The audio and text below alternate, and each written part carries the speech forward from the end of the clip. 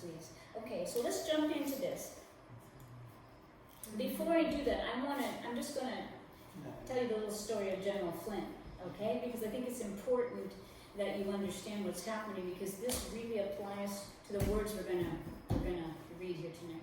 So you have General Flynn, who serves his country for over 30 years, 3 decades, and is a 3-star general. Comes in on his 4th day in the Trump presidency. He's approached by a couple FBI agents that are sent over, and he asks them, "Am I under investigation?" They go, oh, no, we're just here. We need a few questions answered, okay?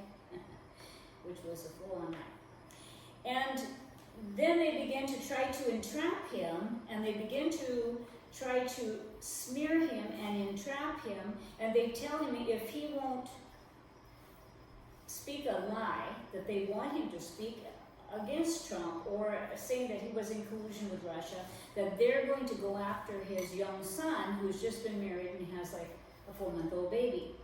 So they entrap him and try to get him to lie and say that, and sign a statement that there was some form of collusion or something where they can catch him in a lie, or they threaten his family. He was in office with the President of the United States for 4 days.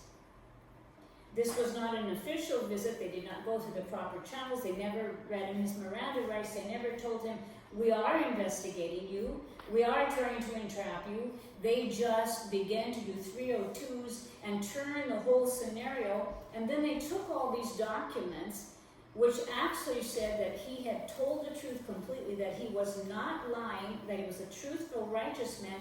They hid those and called them classified, so that there was never any proof that he didn't do what they said. And so if you looked at the prosecution, okay, it would have been the United States of America versus General Flynn. The government turned and began to sue him and tear him down and entrap him and threaten him. He went bankrupt. He lost his home. He lost everything he had saved for in over 30 years, fighting and paying for attorneys. The first attorney was in cahoots with Eric Holder, who was the Attorney General of the United States of America at that time, and Covington was his law firm prior to, so they wouldn't represent him correctly. They were on the take, and Eric Holder was manipulating until they didn't defend him. Then after that, he's going down with the ship boy, and he's a righteous man. He hasn't even done anything, but they're trying to entrap him. And finally, he gets this awesome little lady to stand up, Sidney Powell, who is an ace boy. She's like a flying ace. And she began to just go cut through all the classified stuff, all the reams of lies and all the stuff, and got down to now where he's going to be exonerated, because he never did anything wrong, but they've smeared him for 3.5 years and cost him the loss of everything. The loss of everything. And tried to entrap him to smear Trump and bring Trump down, because if they could say that, if they could make this man lie that there was some kind of Russian collusion, then they could say they could impeach Trump. And that was the whole thing, is they took down this righteous man to try to get to Trump.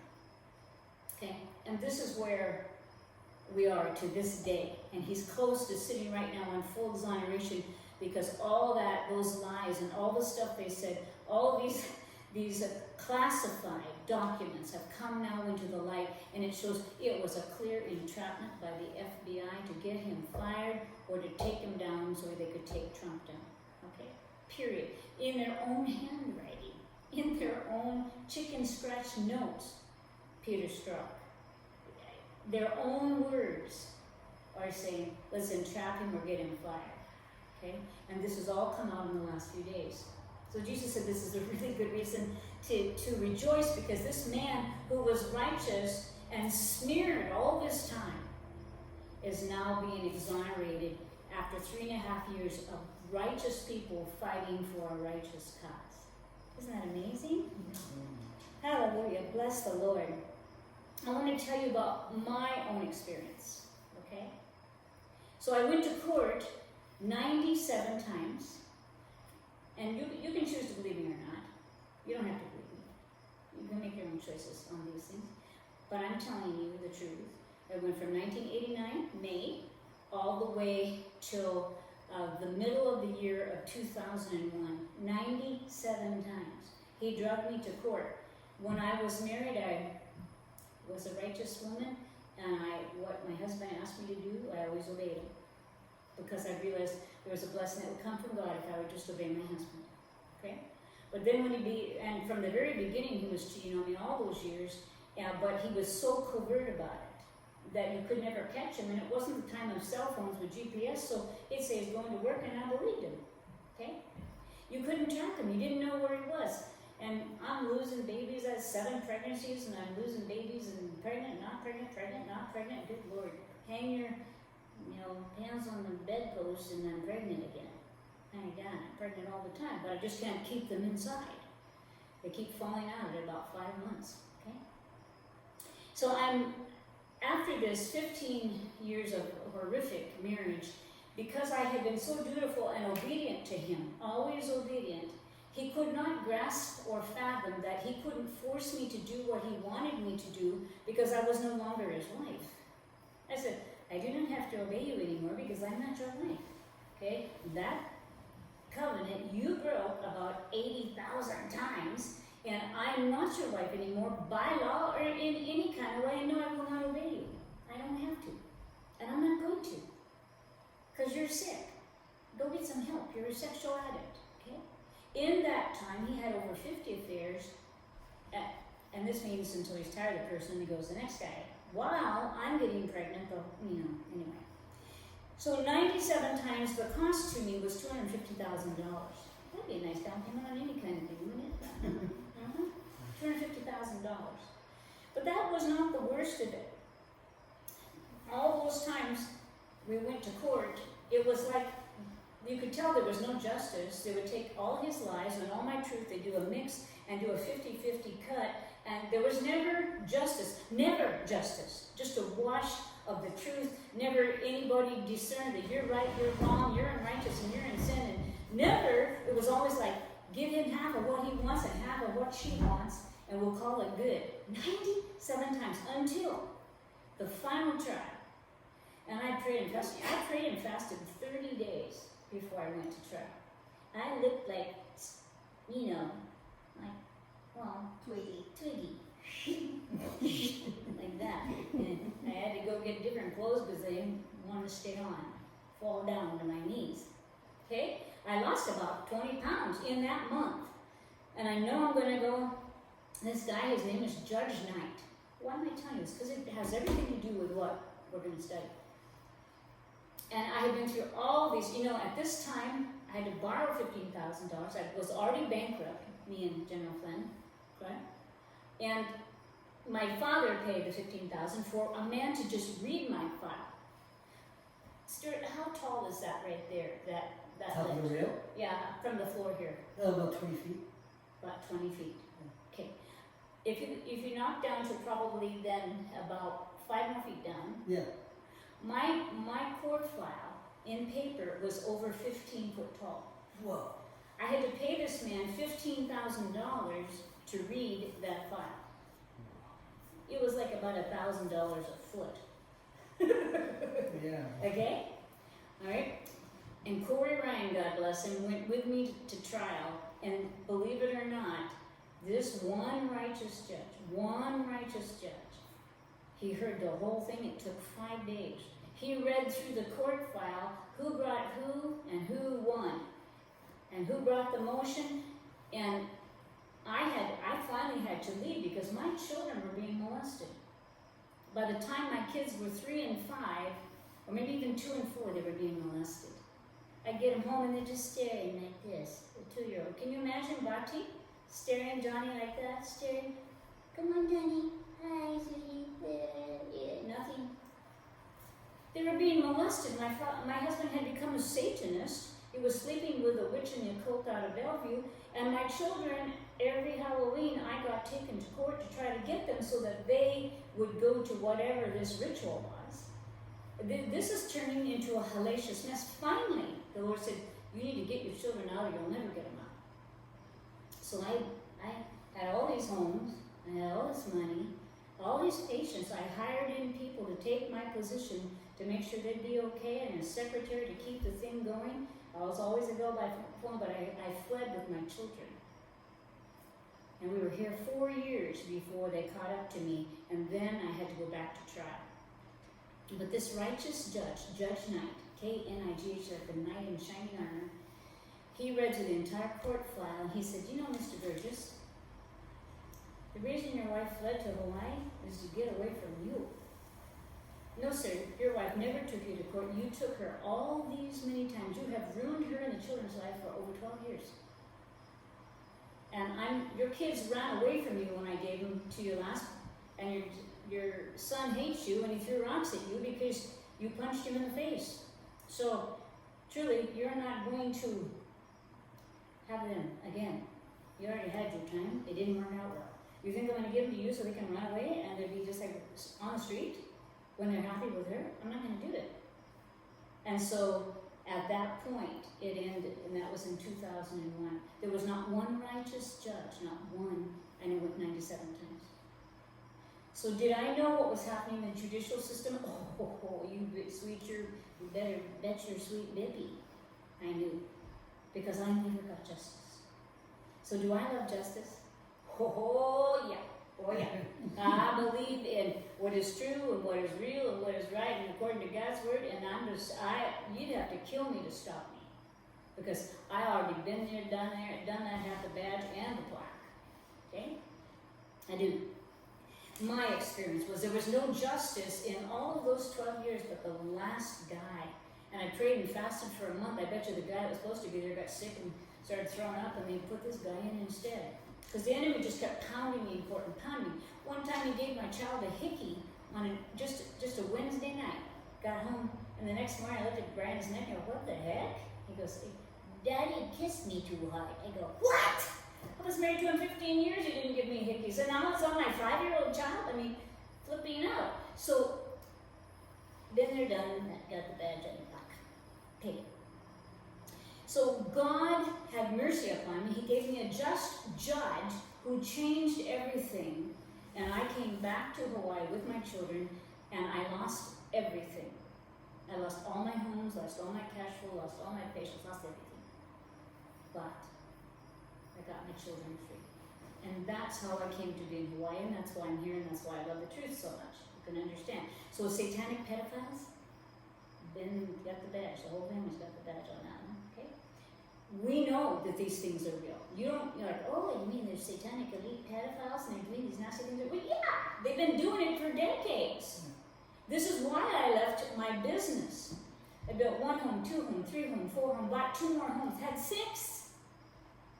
Millions of dollars in assets. You think I would have just walked away unless there was something serious enough? My children were going to be harmed beyond repair if I didn't leave? That's why I left. Because I loved them more than I loved the money. Okay? I only brought that book out so you could see kind of where I've come from so that you would understand. I've been a businesswoman. I've been, like the head of patient care for a hospice. I've done hospital supervisor. I've done all kind of stuff because I have a lot of skills. But it didn't matter about the skills. It didn't matter about the assets when it came to someone harming my kids. Okay? Almost died having those kids. In fact, I did die with John. I went to heaven, came back. You think I'm going to let some pedophile make my children so that they're so unnatural that they can never give and receive love? After all I went through to get them here? 2 out of 7? No way. So I fought with all my heart, with all my might, with all my strength, with all my money, with all my time, with all my energy I fought. Okay, for them. And this is the kind of fighting it's going to take to keep our children free. You might as well just get over thinking, I need peace, No, this is a revolution. Righteous people have to stand up and go, no, not on my watch. You're not going to have my children. You're not going to have children. You're not going to traffic them. You're not going to sexually abuse them. You're not going to sacrifice them. You're not going to do any of these things. My little boy stopped talking when he was in 3rd grade because he saw a little girl ritually abused and killed. It came out later when he was 14 years old. That's why I couldn't talk for almost a year. I had to take him out of school. Don't tell me these things don't happen. I play damage control on this stuff. How do I cast out demons? Why do I know how to do this? Why do I know about witchcraft? Why do I know about curses? Why do I know about legal rights and generational altars and everything else? Because I married the wrong man at Witchcraft 101, 201, 301, 401, and right on up to a PhD. Wow. Okay? So if you need demons or someone's really demons, we can help them. If they got witchcraft and legal, all kinds of nasty things on them, we can get that taken care of. If they'll stay out of sin. That's the key. Stay out of sin, I can get you free. So I left everything because I chose healthy children instead. And you know right now, with your children, is there any mother and father here that would not lay their life down for their children if they had to? Is there any question in your mind like, you kill my child or me? Yeah. There you go. Now you know what happened to me. I got crazy and fanatical and wild because someone was trying to kill my children. Okay? See? Can't even imagine, can you? But it's happening all over this world. And the trafficking, you can go to the dark web and you can find children sold for, like toddlers, for $10,000. Just sold. It's awful. Let's get into the scripture now so you understand what we're talking. This is official law day today. So we're talking about people who think they can break the laws and harm other people. So Jeremiah 9 verse 1. Oh my head, if my head were waters and mine eyes a fountain of tears, that I might weep day and night for the slain of the daughter of my people.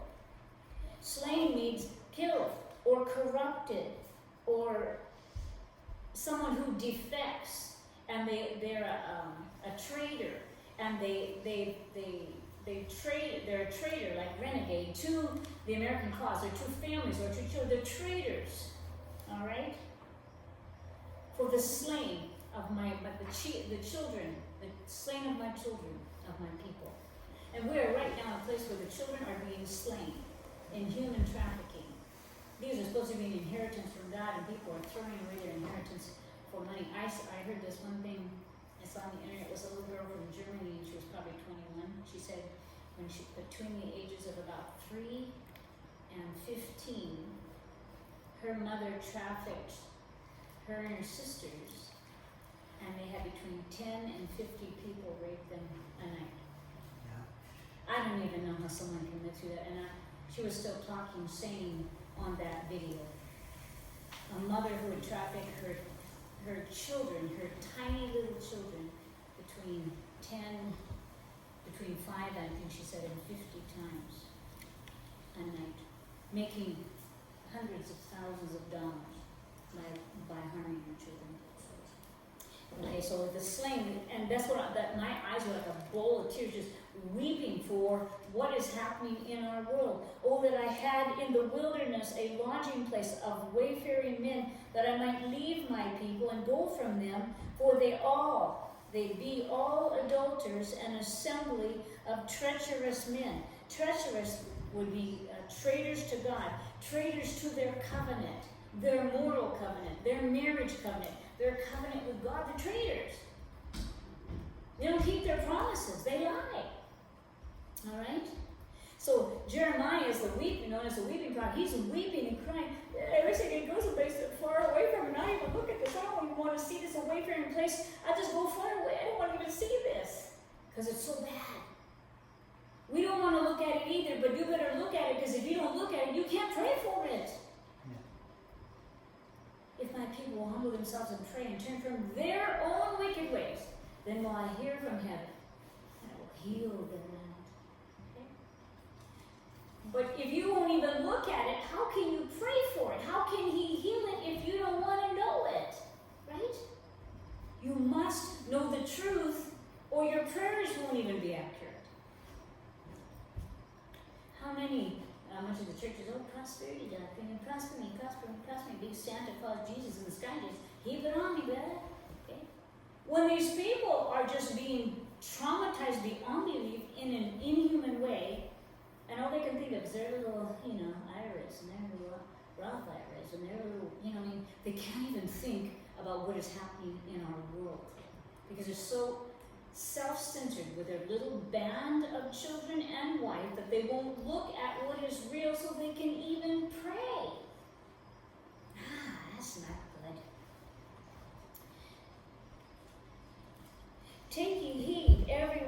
neighbor, and trust ye not in any brother, for every brother will utterly supplant, and every neighbor will walk with slander. So this is talking about what happens. They bend their tongues like a bow. Okay? They lie. But they are not valiant for the truth. They're liars. Okay? These are talking about people who are not of God. People that are not of the same Father as you and I. Don't put your trust in other people. Put your trust in God. And be discerning. Because if they don't know your God, and even some of them that do, they're so selfish and narcissistic that it doesn't do them any good. They can only think of themselves 24/7. Okay? I mean, mine, us, our little unit. We're good. Everybody, the rest of the world's hell in a handbasket, but we're good, so life is good. That's not the way it works. They bend their, so it says that they bend their tongues like a bull with lies. I mean, like my husband would lie when he didn't even have to lie. He has such a lying spirit. His lies sounded more palpable or more truthful than my truth. He had such a slick lip, he could lie in a deceiving spirit.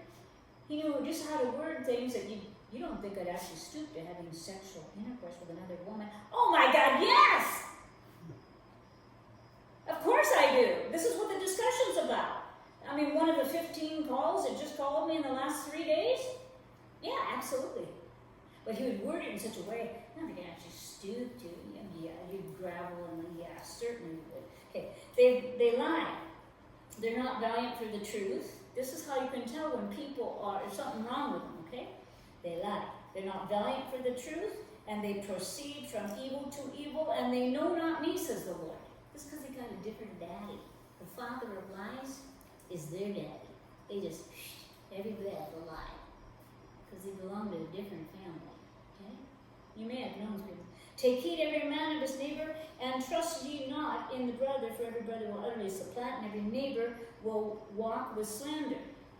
People, look at poor General Flynn, slandering and slandering for 3.5 years until this stuff was declassed, and then you see where the fault really was, and he was a righteous man the whole time. You know, people that slander other folks, that lie, slick-lipped folks, they can turn a righteous person into looking like the most evil person on the face of the earth when actually they are the one who is evil and you're just fine. I was talking to my son the other day and saying, you know, if when a man cheats on his wife a lot, the woman starts really feeling like she's not very attractive and there's something wrong with her. I remember going through about 5 years of that during the marriage, and finally I realized I looked in the mirror and go, well, I'm not ugly. Like, I mean, I've had a couple children, but have I lost my figure totally? No, probably not. And you know, got lots of talents and make this man rich with anything that I do and I touch, because God blesses me, whatever I do. And and then I looked in there and the Lord said to me real clearly, it's not you, it's him. He's a real sick man, Ruth.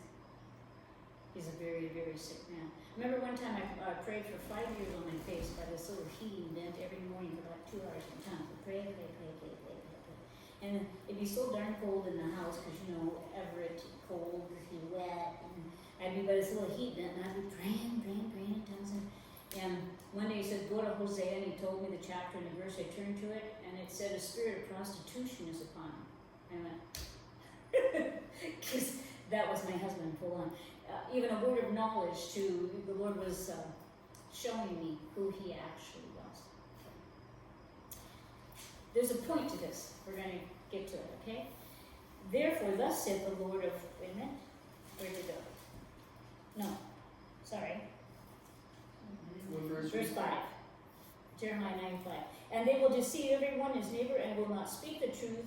They have taught their tongue to speak lies. I mean, they practice it, they're good at it. They have just taught their tongue to lie. I'm not that. Jeremiah 9:5. And weary themselves to commit iniquity.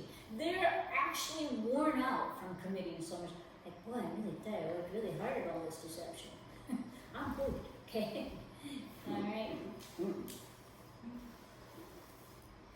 Thine habitation is in the midst of deceit. Through deceit they refuse to know me, saith the Lord. I want you to understand something. They have chosen deceit, and the father of lies instead of the one who is the truth and the one that they should serve. Okay? They've gone, there's two directions, just like when you're going to come down this highway past the dump, you come, there's a Y. One goes to Habi, one comes down the Quai area. They didn't go to Quai. They went to Habi to meet the devil. Okay, I'm not saying the devil lives in Habi. I'm just saying there's a Y in the road. They took the wrong turn. Okay, they're worshiping and following the wrong guy. So you go, well, why don't they treat us better? Why don't they do this? Why don't they stop lying? Why is he, he's got like the transcript from the phone call, and instead Schiff goes and he makes up his own story. And they broadcasted the lawless fake news like it's the truth from the transcript. The truth is out there. He chooses a lie and publishes a lie to slander Trump. Okay? This is what the Lord is saying. Let's go to, first let's go to John 8, 42 to 45. I want you to hear about this. John 8, 42 to 45. And Jesus said unto them, If God were your Father, you would love me. For I proceed forth and came from God, neither came I of myself, but he sent me.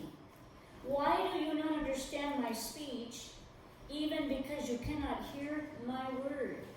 See, this is the one who's the way, the truth, and the life. He's the one who is the truth, and he's speaking the truth, and they're so of their father, the devil, they can't even hear his truth. He says, I was sent here by my Father. Why do you not understand my speech, even because you cannot hear my word? You are of your father the devil, and the lusts of your father you will do. He was a murderer from the beginning, and abode not in the truth, because there is no truth in him. He's a liar. The devil is just a plain, flat, dab, pathological liar. There's no truth in him. And people who have the devil inside, have the lies inside, you try to talk truth to them, they just look at you like, I'll never get this. And until the devil gets out of them, they never will get it. Because he's lying to them. While you're even telling them the truth, he's lying to them. Not there.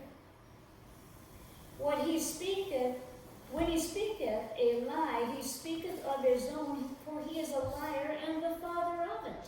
Satan is a liar. And when people have Satan inside, they listen to lies, they believe the lies, they just speak the lies, they're just of their father. He's a liar. And because I tell you the truth, you believe me not. When someone's father is the father of lies, you try to talk to them about the truth, they can't even hear the words you're speaking. You try to red pill them, and they just go crazy. Because they believe the lie because the father of lies is living inside of them.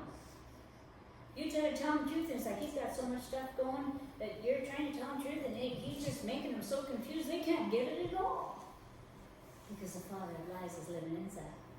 They're of that bloodline, unless they've been born again by the blood of Jesus. Then they have a chance to be truth, to walk in the truth. But not if they're such a coward that they won't do it. It takes bravery and courage. Do you know how strange it was for me?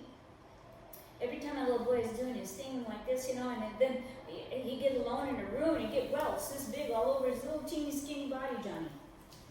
And he'd be screaming at the top of his lungs every time he got alone in a room by himself. And when it got dark, he'd really scream. He had nightmares. He's thinking people were trying to kill him.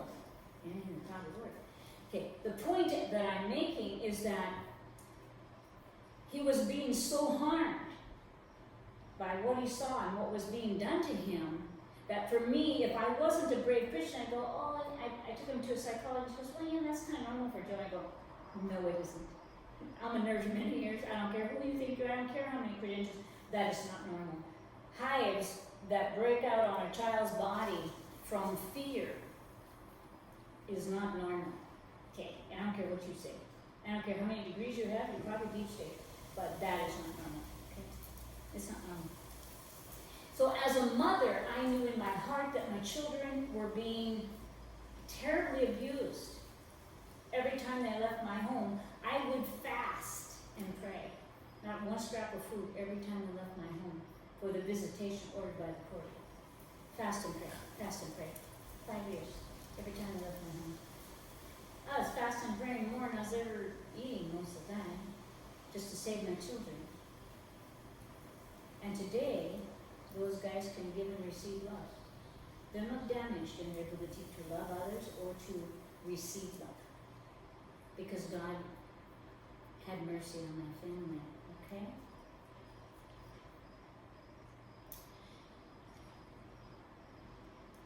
Okay, where were we?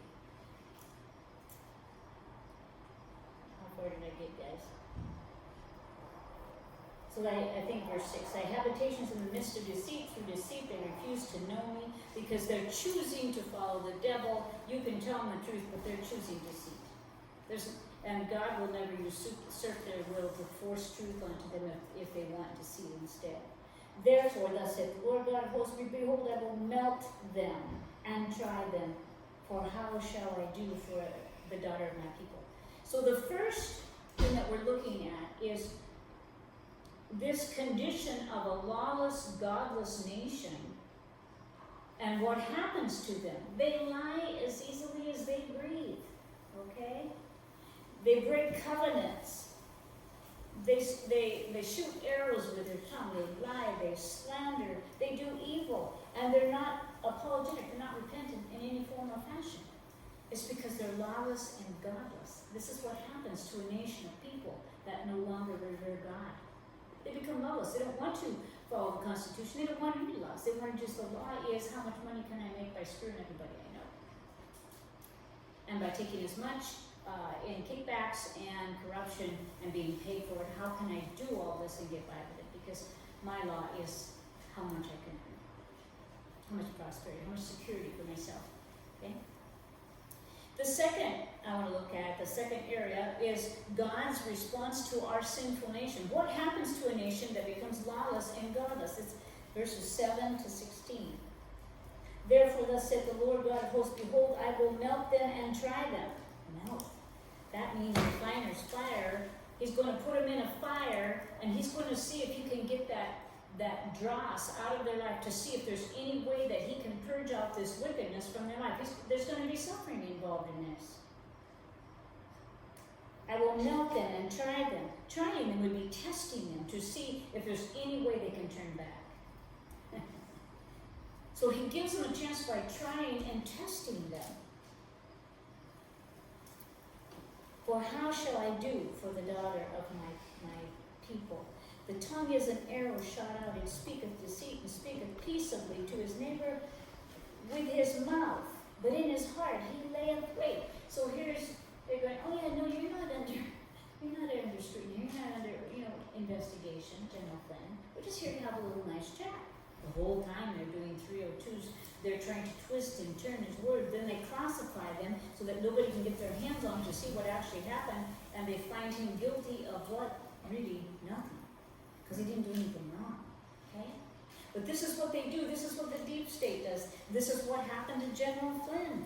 This is why this message is so apropos, because there doesn't have to be wrong for you to be slandered and twisted and turned.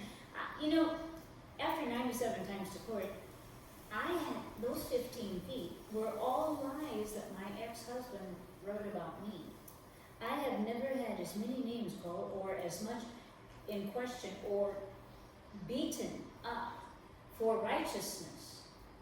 But I want to tell you, and I've said it before and you've heard me say it, because I've suffered so much for righteousness, you won't find me in sin, because I barely survived righteousness. It's true. There is nothing in my heart that wants to sin, because I suffered so badly for righteousness that I have no interest in sin. Okay? Pure, big pure. Okay? Their tongue, verse 8, is an arrow shot out. It speaketh deceit. One speaketh peacefully to his neighbor, and with his mouth, but in his heart he layeth his wait. General Flynn. Okay? And the two booms that were sent on the 4th day of President Trump's presidency, to cause us to entrap him or to get him fired. In their own chicken scratches, that's what they wrote. Shall I not visit them for these things, saith the Lord? Shall I not shall not my soul be avenged on such a nation as this? God is looking at all this and he goes, these people are so far from my laws. They're so deceitful. They're just tearing and ripping one another. Am I not going to take vengeance on what they're doing here? Because they're destroying each other. Whenever the law and the Constitution of the United States, which we have the best in the world, when it is not enforced and justice does not come from evil behavior and they get by with it, they only get worse. I tried to stop my husband. I took him to counselors. I took him to pastors. I tried everything to stop this man because I didn't want to be a single parent raising kids alone. I didn't want to do it. I tried everything. But I couldn't stop him. And when people have evil in their heart, they have a choice, you know. They have a choice. If evil doesn't cost him anything, I finally decided I'm going to divorce this bugger because if I don't, I'm enabling him to continue to sin. At least if he's in sin, he gets to do it all by himself. Okay? He gets to do it alone without me enabling him and giving him a beautiful home and a loving wife and great food and everything else. So he can have his cake and eat it too. Let's get rid of the cake. Shall we? Okay? This is what happens when you divorce someone. Because if you stay with them, you enable them in their sin, and then you're a party to it. There's a woman that just died that Dawn worked with, and her husband, she was 60 years old. Her husband was unfaithful to her the entire time she was married to him. She kept working out, trying to be beautiful, and wearing scanty clothes and all this kind of stuff. And gone, she died of a cancer. And she was only 60 years old. If she would have left him and made a life somehow and said, I'm not going to be a party to this wickedness, but I'm going to stand for righteousness. I'm going to stand for Jesus Christ. I'm going to stand in the light. I'm not going to be in my husband's darkness with him. She probably would have lived. But because she chose an easier way just to stay with him and let him keep on, she lost her life. The Bible says, what fellowship hath light with darkness? Okay? You can't light and darkness. They can't cohabitate. And if you are in the light, you try to cohabitate with a man who's in darkness, he just keeps trying to pull you into darkness. Well, it was just a wrestling match in my home. He would have so many demons. He'd walk in the door, and it would be like this confusion. I'd be like blindsided, what's your name? I don't know. I would be so confused the minute he stepped into the house because he had so much darkness, so much demonic from sleeping with all these witches and stuff that it would be like, I couldn't even think straight until I left him and I divorced him. Because there wasn't any fellowship with light and darkness, okay? And I went closer and closer to the Lord, and he went to the Satanists and the nurse and the witches and the occult and farther, and the gap just widened, and I kept going towards the Lord, and he kept going this way. Until finally the gap was really, really large. Okay? And he threatened to kill me numerous times. Yeah. Followed me, stalked me for years. Okay? I'm saying that when I'm talking about wicked people, I have quite the concept. Okay? Understand. Because I watched it happen right in my home here. Okay. So their tongue, verse 8, is an arrow shot out. It speaketh deceit. It speaketh peacefully to his neighbor, like they peacefully said, oh yeah, no, we're not under investigation. That was a full lie. Okay? Shall I not visit them these things, saith the Lord? Shall not my soul be avenged on such a nation as this? Now, this is what has happened to us in our country. This is why there's stuff happening right now in our country, is because there is a vengeance that's coming from God for the evil that has been here with the deep state and the wicked, wicked things that they've been doing for the past 4 presidencies. Okay? And now we've come to this place where God is finally just feeling quite vengeful on our country, and we have to come back to righteousness and deal with this wickedness in our midst so that our children have a chance to live in peace. Okay? And the Christians need to stand up with strong righteousness and say, I'm going to fight. I'm going to fight for my children to live in a righteous place where they're not being threatened all the time.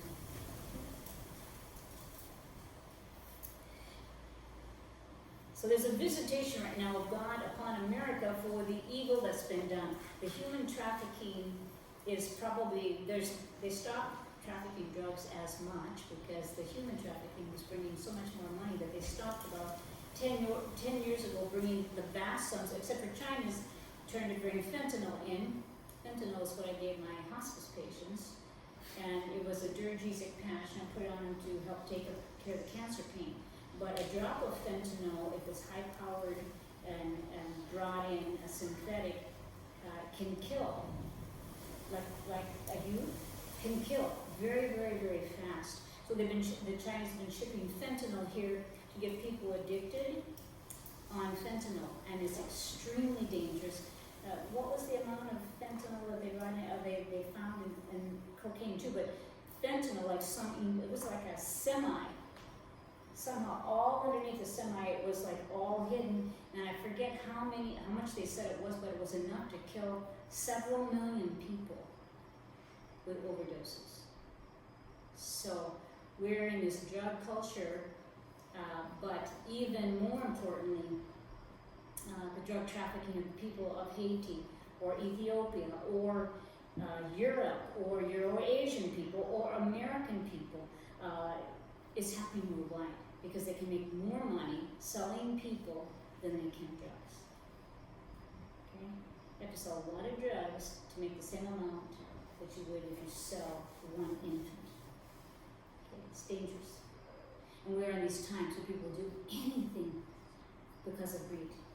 For the mountains will I take up, a weeping and a wailing, and for the habitations of the wilderness of lamentation, because they are burned up, so that none can pass through them, neither can men hear the voice of the cattle, both the fowl of the heavens and the beasts are fled, they are gone. See, when wickedness prevails in a land or in a culture, the land begins to get barren. It begins to cry out. It begins to just die because the people in charge of it are wicked. When we lived down at Noe's, for a month and a half, the man next door, we were there 6 weeks. We never went past the field that there was not a dead sheep and the dogs were eating it in 6 weeks. Mary and I would just cringe. We would just cringe. It was so gross. It was so disgusting. This man should not have land. This man is not a shepherd. He is not good at his flocks. He's not good at... He's supposed to be an assistant to a veterinarian or something. Someone needs to take that guy with a cattle prod and teach him some manners and some lessons. Wait, where's the dog, Ruth? It wasn't dogs. It was sheep. Oh, sheep. And the dogs were eating the sheep. A sheep would get sick, and there was no shepherd there, and the dogs would come and just ravage it and tear it to And that was pieces. in Conroe? No. Out on Monte Road. We were there 6 weeks, and Mary and I never saw a week that the dogs were not tearing a sheep apart. Never. And we just cringe every time we drove down the road, and we had to pass it to go to the highway. We couldn't take it. I'm such a shepherd, I can't stand that. I got a sick sheep, I'm gonna be out there, she's gonna get some shots, we're gonna do everything we know, we're gonna try to fix her up. But it's horrible. So when there's wickedness in the land, even the cattle, even the birds disappear, the blessing of God is destroyed, and the land goes fallow and barren. This is one of the signs of God's punishment upon the land, okay? Verse 11, and I will make Jerusalem heaps and a den of dragons, and I will make the cities of Judah desolate without an inhabitation. So pretty soon, I don't know if you saw with the COVID-19, it was all over the internet when people all came off the roads and they went to their houses. Now you have all these wild animals running all over in the streets, and it was like, did you see that too? Yeah. Yeah, it's just like all the animals came out of the woodwork and just started running all over, because when there's no mankind and domesticated animals, because everybody's shut up, then all the wild animals take over. Same thing happened to all the reefs are restocking all of a sudden because nobody's out there. Yeah, now the fish are all coming back, huh? Yeah. Isn't that wonderful? Good, praise God. LA doesn't have the It's not smog for the anymore. first It's time like in- the first time in Decades Right, and decades, yeah. So, And I will make, verse 11, Jerusalem heaps and a den of dragons. I will make the cities of Judah desolate without inhabitant. And who is the wise man that may understand this? And who is he to whom the mouth of the Lord hath spoken, that he may declare it? For what the land perisheth, it is burned up like a wilderness, and none passes through.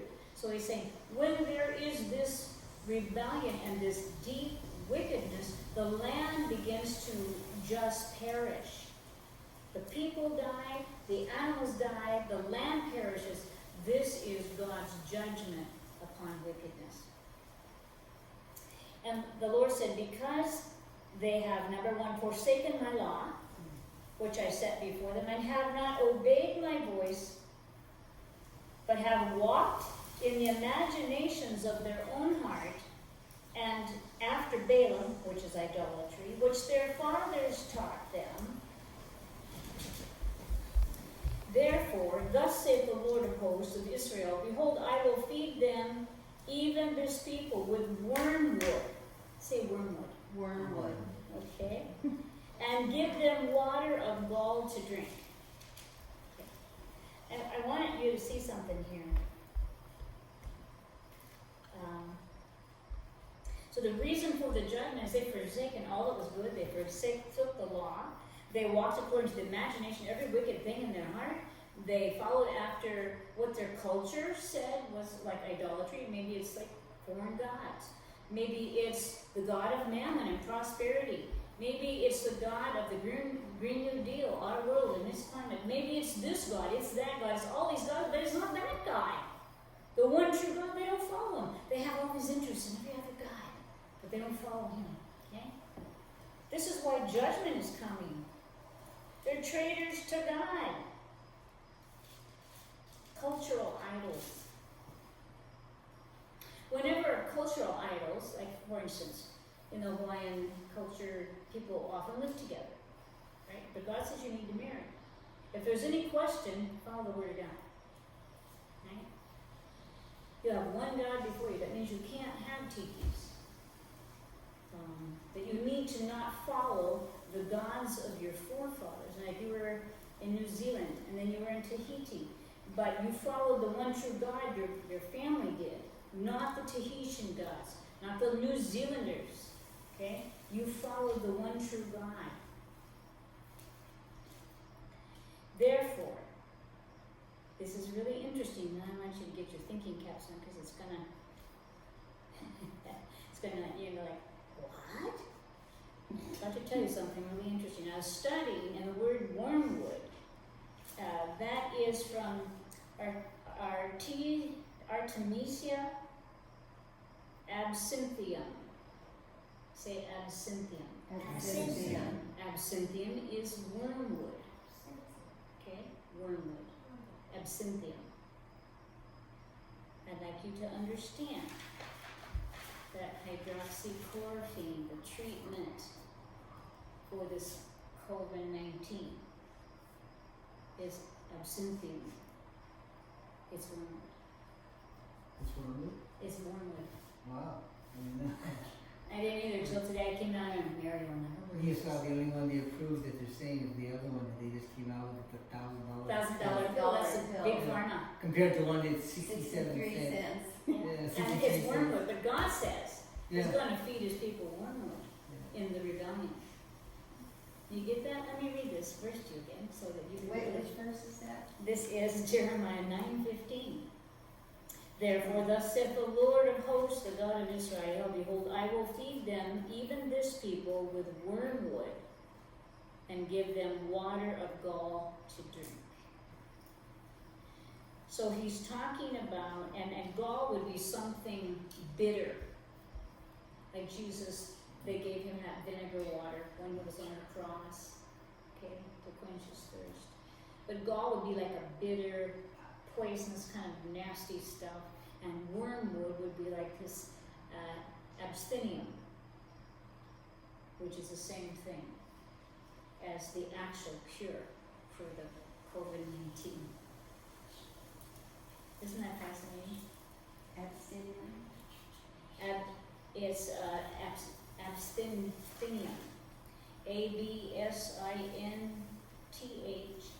Absintium. There's a liquor that they drink in the UK, absinthe. I remember my son bought a little bottle of it when we were over there, but it's wormwood.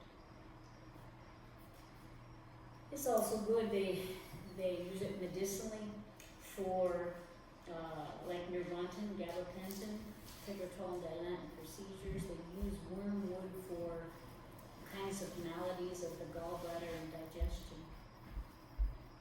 So it is from a natural byproduct. It is not chemically made as far as like this new drug that they're making. It's Gilead Company, a Jewish company. It's $1,000 a pill. And it probably won't help the people. I think it's 98% cure rate with hydroxychloroquine. What's the other thing? Azithromycin. Zithromycin, that's just a Z-Pack. Yeah. We use it all the time for pneumonia. So you just give them an antibiotic, a Z-Pack, and the azithromycin, and then you give them hydroxychloroquine, and then a little bit of zinc. Here and I use zinc in our sunscreen. I think we get a lot of zinc every day because we be like all polka dotted because we don't have that nice skin like you have. We're just Holly women and we just get the big focus. So we have to put sunscreen. Okay. So we get zinc all the time here and now. Mm-hmm. But isn't that interesting? He says he's going to feed them wormwood. Okay. I will scatter them also among the heathen, whom neither they nor their fathers have known, and I will send a sword after them till I consume them. This would have been the time in 1944, 45, 46, when the Jews, because of Nazism, were scattered all over the world, that many of our Jewish people came to New York and throughout the whole world in the time of the World War II. And the rest were consumed by a sword in death camps, the Holocaust. So this was a prophecy Jeremiah prophesied, and literally, my goodness, 1,000, 1,500 years later it came to pass. Is that not, maybe more, it's more like 2,500 years, wasn't it? 2,500 years. Yeah, so, I mean, that's not my favorite kind of prophecy. To prophesy something that's 2,500 years from now. Okay? But I have a lot of prophecies, and they haven't come to pass yet, but at least I don't think they're 2,500 years out. This poor guy, you know? We can probably cry and just prophesy, you know, and here we are today having wormwood to get cured. And World War II, the people are getting killed with a sword and they're scattered all over the world, okay? Okay. So this is what happens to a nation that doesn't love the Lord, that doesn't believe in God. There comes this response of God that brings a curse down upon the nation when they turn away from Him. And we're living in that right now. Right now, there's this gross, dark wickedness and so much propaganda on the news that we're almost to a place of a communist nation, where I went to look up hydroxychloroquine, and they had taken off everything on the entire, you know, you look up on Safari, there was nothing but a little tiny snippet this big, because they had edited out all the proof and all of the stuff that shows that it's actually a cure, because it's not $1,000 a pill. They're going to play to Big Pharma and give all that contract to Big Pharma, which the insurance companies will be paying $1,000 a pill, and they will become multi-billionaires with this one drug, and pretend that only that drug can cure this when we know that it's 65 cents a pill. Well, and like the Jewish doctor that had pioneered the medicinal use of hydroxychloroquine for COVID-19, he's being made to look like he's a criminal, Exactly. like online, because he is using hydroxychloroquine. And He's yet, got a 98%. in other countries, in Success France, and a rate. bunch Yeah, of other everywhere. countries, it's the primary thing that they're using. Yeah, And Google is erasing But all then of Google this. is making it look like it's criminal and to use it for medicinal use. EJ sent all of the hydroxychloroquine in Hawaii out of the state, so that left all the people that had lupus here in Hawaii. There's a lot of people that have lupus. They had nothing to treat their lupus with because Yeah. it's the same thing. So it's gonna cause more death. And also malaria. Yeah, Yeah. and that's what I grew up knowing it as. But with lupus, there's a lot of people with lupus here in Quinine. islands.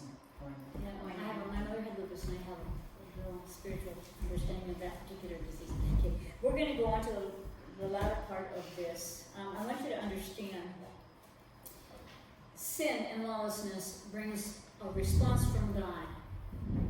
And then things begin to happen. People start to get hurt. That's a condition of a nation who forgets God, and his response to our sinful nation is what we're living in right now, we're looking at, okay? And so that's why we're talking about it tonight. But I have good news for you.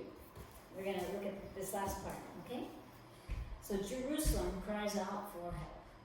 This is still Jeremiah. Jeremiah, verse 17. 5.2 million people were killed by Hitler, consumed by him, out of verse 16 in the Holocaust. One of the saddest things I've seen when you were at Yad Vashem, we went to Jerusalem, and we don't want to dwell on negative things. We want to pretend they never happened. But the truth is, when you go to Yad Vashem, which is the memorial for the 5.2 million people that were killed in the Holocaust, it leaves such an impact on you that you say we can never allow something like this again to try to completely obliterate a people group. It was horrible. It was absolute. Didn't just tear your heart out. Just terrible. I mean, it impacted us so greatly. But you see, sometimes we have to be shocked into mobilizing for righteousness, or we'll pretend these things are not even impacting our world or our children or the future of our world or our nation. Sometimes we have to have the truth, red pill, the big shock, and go, oh my God, I never let that happen again. See? Thus saith the Lord, verse 17 of course, consider ye and call for the mourning women, that they may come, and send for cunning women, that they may come, and let them make haste, and take up a wailing for us, that our eyes may run down with tears, and our eyelids gush out with water. He says, send for some more people to come, and they'll start crying, and we'll join in, and we'll all cry together.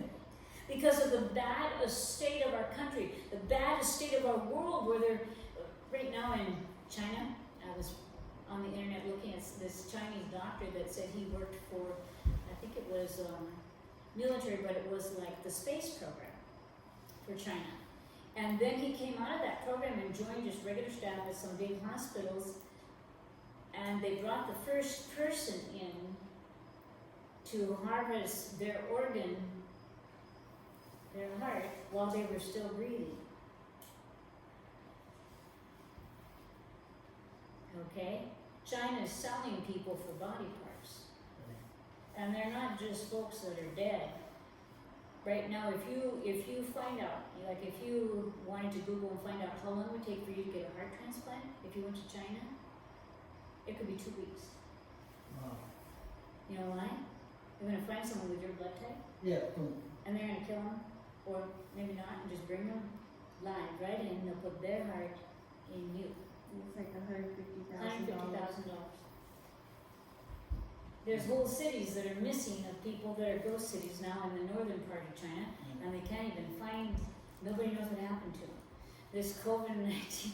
Those goofy people, they had made these huge incinerators, and so whatever their statistic of saying, oh yeah, well, we had almost no deaths here, they just took the people alive or dead and just tossed them in the incinerator, and apparently that those ashes of human remains, because they turn into ash, with the wind floated up into the sky, and you could see the heat plumes even by radar.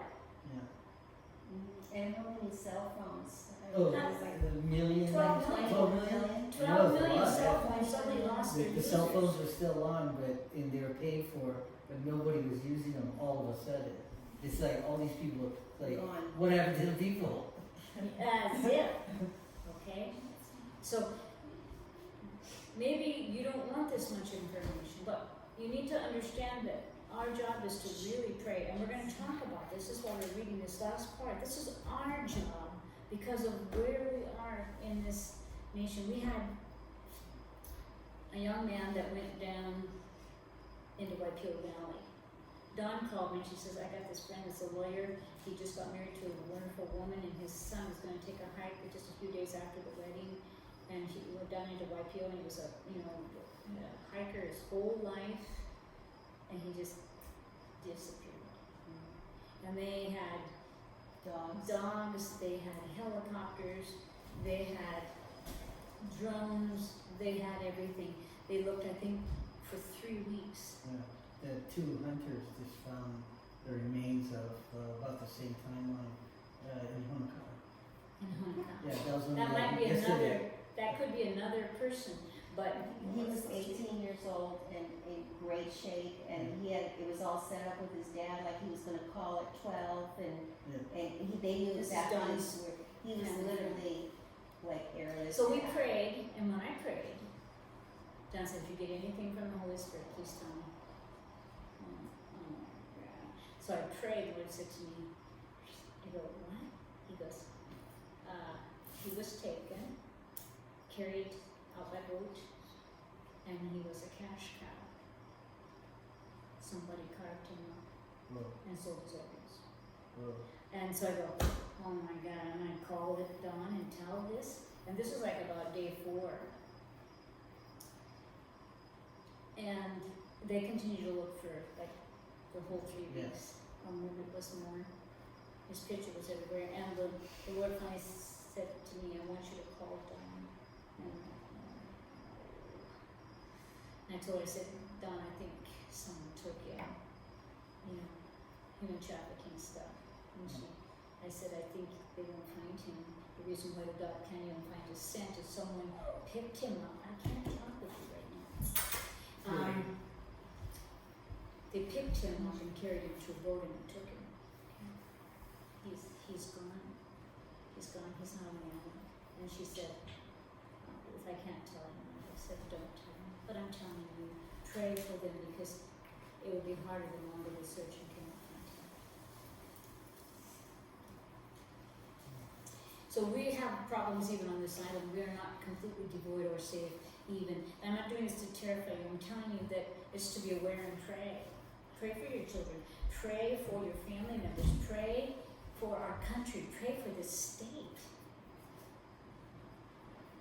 He says, if my people will call by my name, will humble themselves and pray. It takes humble people to pray. To touch heaven, to touch God's heart and say, protect my family, protect my children, and protect our president. Don't let them kill him because they've already tried it a few thousand times. Protect his life. Because he's trying to move towards righteousness instead of wickedness. And he's going against the current, against the tide, as one lone man swimming with all of his might all day, every day.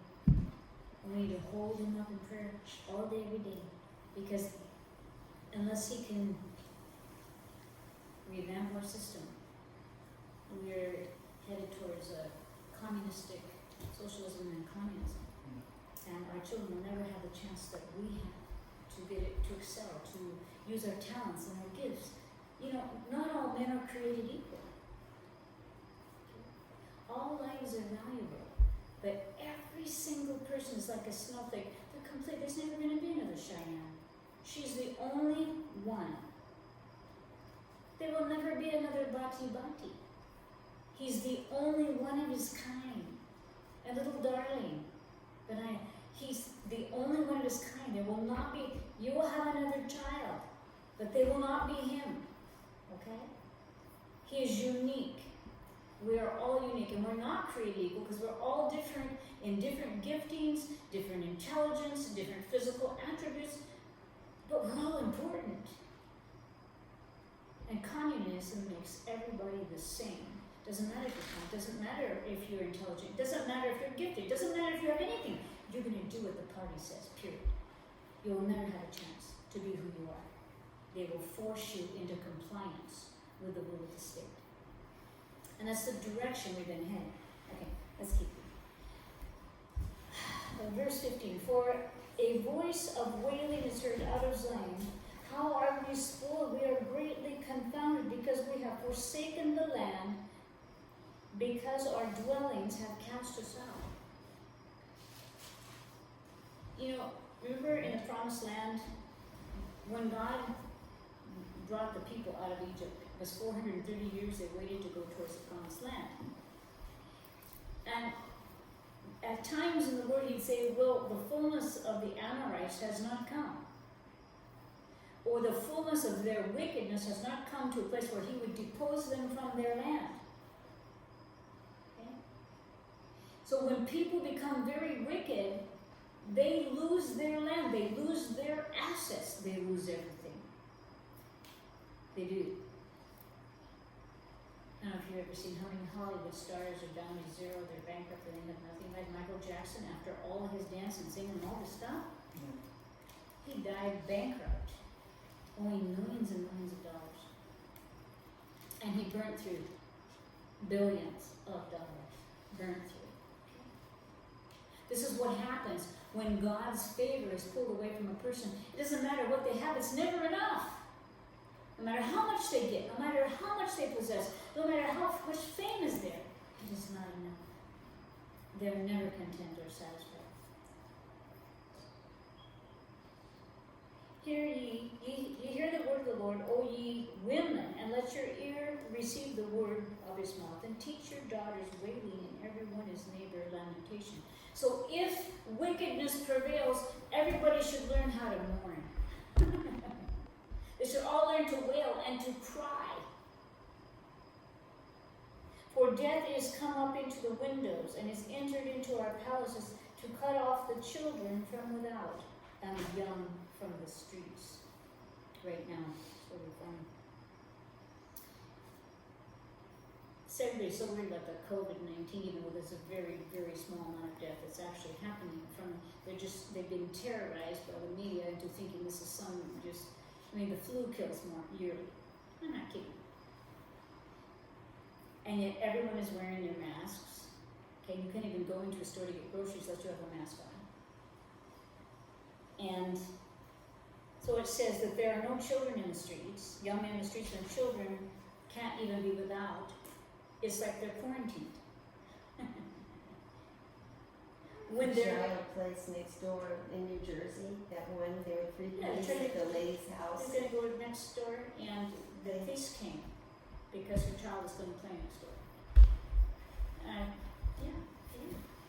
And they treated her like she was a criminal.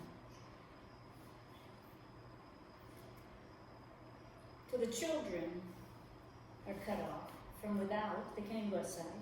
And the young men from the streets, there's nobody on the streets. If you look, I was looking at something on the internet, and it showed like Trafalgar Square, in the UK, that roundabout there. I think there was one UPS truck or something there. Okay. If you look at the streets of Hong Kong, how is the best way to get rid of revolution, people that want their freedom, but to release a COVID-19 throughout the world? So France is no longer the yellow jackets, they're no longer anymore. Okay. Hong Kong, Yeah, the they streets are had there. demonstrations for 6 months. Iran was revolting because their Khomeini shot down that jet and all their people right in front of them and tried to blame the U.S. They were revolting. You see, Venezuela was, they release a pandemic and everybody has to go in. Pretty sure this was a bioweapon. Got too much revolution in the world, people wanting their freedom and liberty. Just drag them on inside. Speak thus, saith the Lord, even the carcasses of men shall fall as the dung upon the open field, as a handful after the harvestmen, and none shall gather them. Look at the Chinese incinerators. The plume of human flesh going all the way up to the skies, and then seeing that by satellite. Oh yeah, we didn't have hardly any cases here. Okay. We know that they're already doing heart transplants with live patients. Mm-hmm. I'm sure those people, if they even look sick, they got thrown in there. Nobody even knows what happened to them. But that's a communist state, and we can do anything, and people cannot rise up or they'll be killed. All the people that were the first responders that tried to get out on the internet what was happening, all those doctors dying. All the healthcare people that said, this is going to be a pandemic, you need to be careful, watching you. And this was done at the Chinese New Year. People were traveling from the whole world. It was their Chinese New Year. This was well planned. Couldn't have been a worse time to release something like that.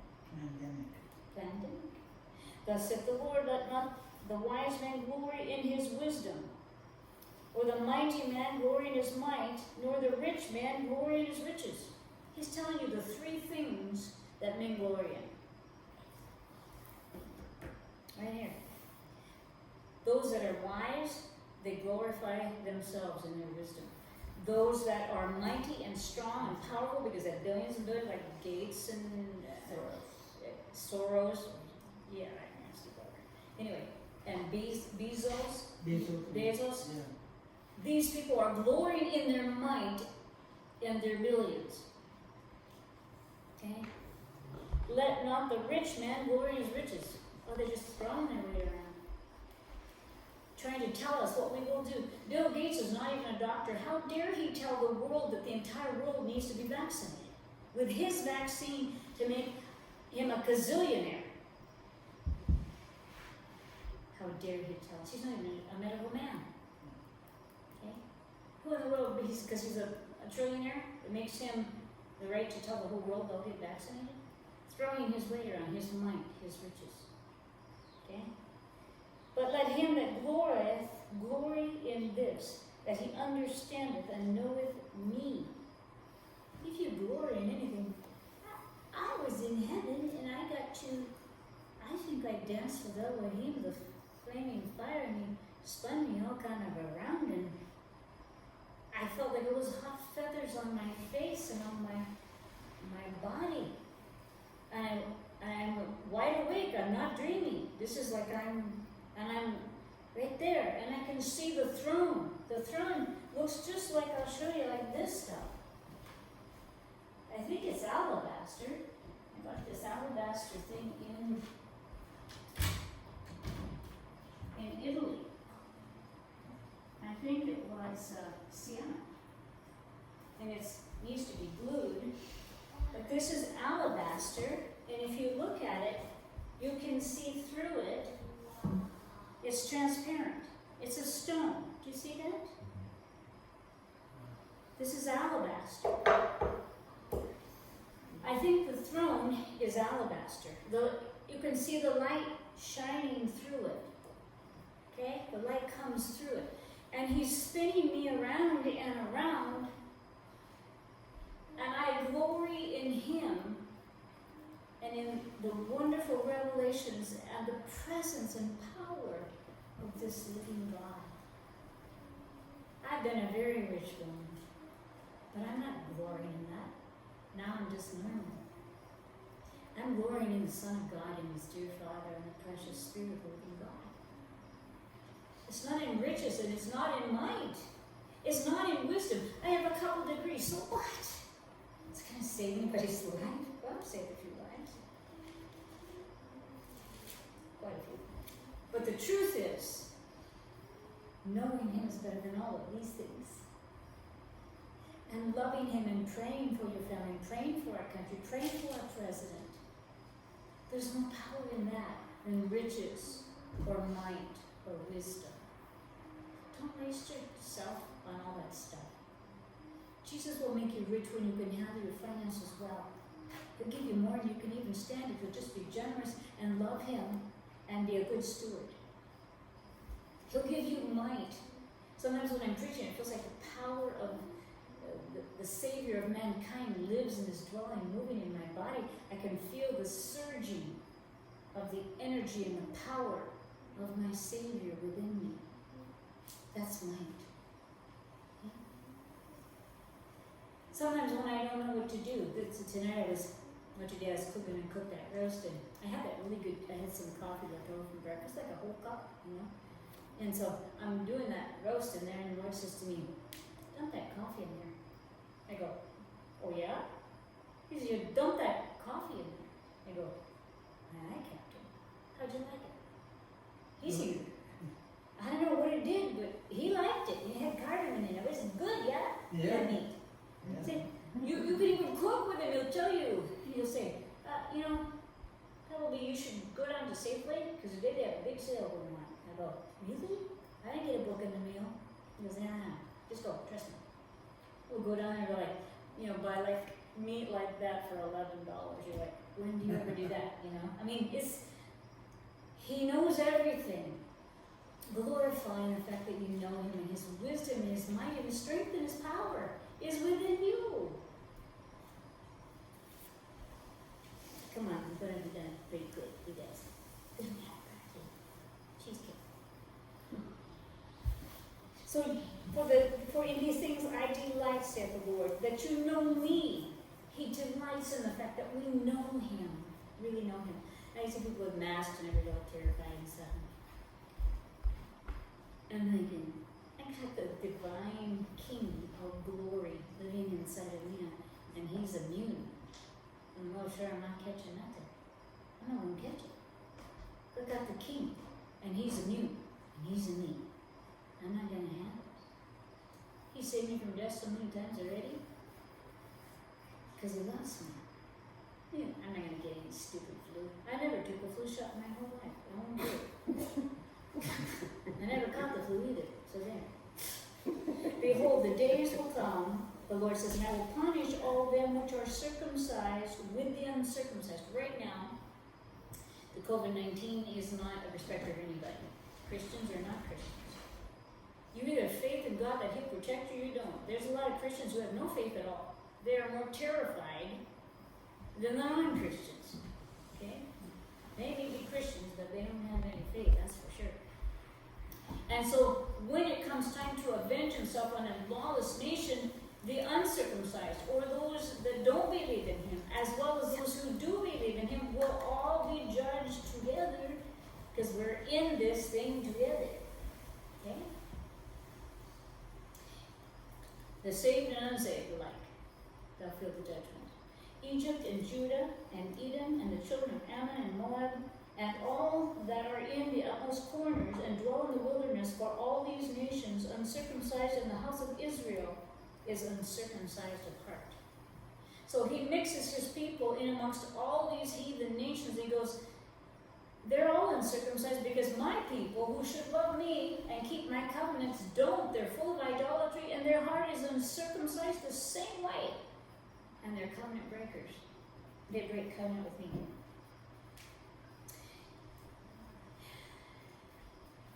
Let's turn to one last verse. 1 Timothy 2:1-4.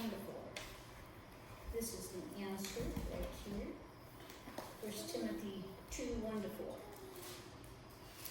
I exhort therefore the first of all supplications and prayers, intercessions, and giving of thanks to be made for all men. So you pray. You like your neighbors, you pray for your government, Governor Icky. Pray for him that he will stop making bad decisions. Bring back the hydroxychloroquine, because you may be politically on the wrong side of the truth. This is why you can't see your way out of a paper bag. Help this man come out of the paper bag, Lord, and open up his eyes, because it's not political. Hydroxychloroquine saves lives, and he should have enough concern for Hawaii that he will save the lives of his people. Help him change that decision. That's what we're praying for all men, right? For kings and for all that are in authority, that we may lead a quiet and peaceable life in the godliness and honesty. So you pray for the people of our state, of the people of our nation, that we will be able to still live in godliness and peace, because if you don't pray, we're going to live in ungodliness and terror. That should be motivation. If you don't pray, you will not have godliness and peace, you will have the opposite. That's why we pray. So it's good to have all kinds of knowledge, okay? But it is better to pray with that knowledge than to pretend that knowledge in itself is an end-all. Knowledge is not the end-all. Prayer is the end-all. Okay? So use your knowledge, what you're learning, to pray truthful, direct, ardent prayers and cry out to God. Okay? Verse 3, for this is good and acceptable in the sight of the Lord. So he wants you to pray for those in authority. He wants you to pray. I pray for the people in California that they will rise up against that nut and they will say, you either let us get back to the beaches and back to living, or come the fall, you're history, buddy. Okay? Pray exact. Pray strong. Pray with knowledge and wisdom. But pray. Don't just gather information. That is not power. Touching God with your prayers is real power to change. And it's good to tell people the truth. Do it. That's part of it. Tell them the truth. But then pray. Pray for them. Pray for people. When I went to get the cows over there, I didn't know what I was going to say to those people. Eddie would go, Eddie went, and I can't find Eddie. But anyway, that's his family. And so I went there, and their papa was doing bad, and he's got bussed out to Oahu. Anyway, so I get there, and there's like 10 people, and they're so handsome, close to that family. Real handsome, beautiful Hawaiian family, okay? And these guys, he had a little bun on his head, and I'm looking at this kid, he looks like he's about like 17, handsome little boy. And all these girls, and 16 children this man. And 10 were there. I said, well, let me explain simply how it works. Heaven is up. Jesus is the guy you want to know if you want to go that way. Okay? Big D is down. That's hell. Okay? He steals, kills, and destroys people. He is the one that takes all the people too early and they die quick, way before their time. But Jesus is coming, you'll have life and life abundantly. Okay? So, you have to make your decision. God's people have wisdom that comes from heaven, that build up people and don't tear them down. Satan gives people like the kahunas, which their family were all kahunas, power to steal, kill, and destroy because that's the master they serve. But you can choose which one you want today. Choose which guy. You want life and life abundantly? You want the truth? Do you want just power that will steal, kill, and destroy? And it seems to me the family's had enough destruction. I'd recommend this day. So I say, everybody that wants to say the prayer, do. Say it with me right now. Tell them. I think I'll follow you. And they just all 10 said it together. We choose Jesus. We ask for forgiveness of sins. We ask you to come into our heart, change our direction. Okay? See? God will bring you to a place where you can touch people's lives. If you just love Him and you do what His Word says, He's going to open opportunity after opportunity. And I said, your dad is going to come home. And they're going to know he's dying. I go, yeah, he's going to come home because he should die with his family because he can't be happy here over in the hospital, so he needs to come home. And so then she grabbed me this last week and hugged me, just hugged the stuff inside me. And she goes, Dad is getting better every day. That was Tuesday. Thursday, she grabs me and hugs me and she goes, Dad is just doing terrific. Now suddenly he doesn't have renal failure and his diabetes is gone. He's not even on insulin now. And they're going to send him home in about a week. So there's all the infection's gone out of his body. She's crying. How important is that family to him? I hope we're enough to do a miracle. Gotta bring a little bird back so I can get him saved. We want him to go that way. Because his whole family's going that way, he should go with them. You see how wonderful. Now that's might. That's wisdom. That's power. You see? It's real might. To change someone's eternal direction.